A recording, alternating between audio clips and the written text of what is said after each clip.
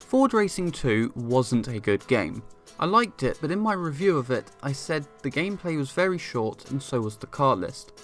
Overall, I gave it a 5 out of 10, and critics in 2003 also gave it low scores for the same reasons. Ford Racing 3 was released a year later in 2004 on the PlayStation 2, original Xbox, Game Boy Advance, PC and DS. Once again, the game was developed by Razorworks and published by Empire Interactive, but it was also published by 2K Games. I don't know why 2K Games thought that publishing a game from a series, which at that point hadn't been that well received, was a good idea. I'm going to start off by talking about the Ford Challenge game mode first, as doing this at the beginning of the game will make the rest of it a little bit easier. You have all of the event types that you had in the second game, so that's driving skill, time attack, racing line, drafting, standard race, seconds out, duel, and elimination. I'm not going to talk about every single one of these events in detail, as I've already done so in my Ford Racing 2 review, but I will talk about the changes that have been made in the events between that game and this one. The race event duel is slightly different now because instead of having to overtake one car per lap, the game will add cars on each passing lap, which kind of defeats the point of calling it a duel. Racing line is also a little bit different in this game as well, because in the second game, if you went off the racing line then you'll get a penalty, but in this game, you get boost if you stay on it, which I think is a better way of doing it. There are some new events called Boost, Relay and Overtake. Boost is just a standard race with a boost bar that gets refilled every lap. Relay is where you have to race one other car for multiple laps. When you finish a lap, then you have to draft a different car. Once you've drafted it enough, then the game will move you onto that car and you'll have to do a lap in that. Overtake is one of the hardest event types in the game. All you have to do is overtake a set number of slower moving cars before the timer gets down to 0. It is a lot harder than it sounds. I like the addition of the new event types, and it's nice to see that Razorworks were coming up with new ideas that hadn't really been in racing games before. But as always, I hated the elimination events because it's the same drawn out races that a lot of other racing games had, and the developers should have removed it for this game.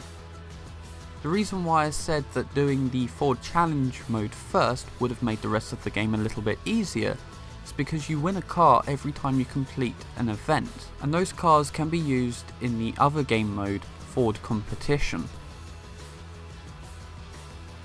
Ford Competition is just racing, and I'm not a fan of it, because it does get boring after about 20 minutes. The best thing about it is that you unlock more cars, but that is kind of pointless, as you can only drive those cars in Ford Competition, which, as I've just stated, is kind of boring, and I think the only reason why Razorworks put this mode into the game is so they could make the overall gameplay longer. Like, overall, this mode, it just seems quite lazy. So, as a whole, I only like half of the career, but that doesn't mean I like half of the game. I like less than half. The physics are terrible. It's like playing Ford Racing 2, but with the grip turned down a lot. I also have an issue with the camera placement. You can't see all of the rear of the car when you're using the chase camera. It's not so much of an issue with the smaller cars, but it's really annoying when you're driving some of the old American ones. And then we get to the track design. The tracks in this game aren't as good as they were in the second one. I don't like the design or the layout. I want to say so much more about the tracks, but I really can't think of anything. That just shows how boring, terrible, and uninspiring they are. So I guess you could say that I cannot put into words how bad the tracks are. Yeah, let's go with that. The one thing that I do like is the car list, but I still think it isn't as good as it could have been. Because even though the developers included European and Australian cars, which was an issue that I had with the second game, I still think it should have included cars from Land Rover, Jaguar, Volvo and Aston Martin, which were all subsidiaries of Ford at the time. Overall, I'm going to give Ford Racing 3 a 4 out of 10, one worse than what I gave the second game. Even though the car list was better and the gameplay was longer, which were my main two complaints about Ford Racing 2, the developers dragged the gameplay out and made it quite boring after only a few hours of gameplay. The track design isn't that good either, and neither are the physics.